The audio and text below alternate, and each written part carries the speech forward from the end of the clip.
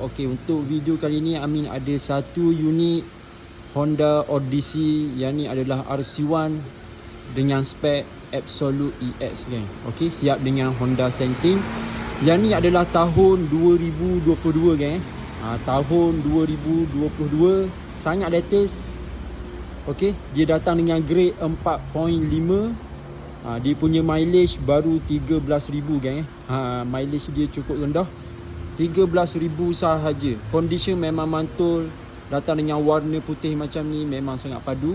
Dia datang dengan 360 kamera Dia datang dengan 360 view kamera lah. Lepas tu dia ada BSM, blind spot monitor, keyless entry dipakai push start button dan sebagainya. Lepas tu dia datang dengan 2 power door lah.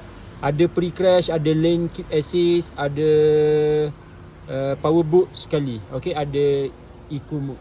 Okey, multi function steering, datang dengan pedal shift sekali. Lepas tu dia datang dengan Guidance player, saiz 9 inci. Okey, dia pakai touchscreen kan. Dia punya panel aircon dekat tengah ni dia ada armrest lah. Okey.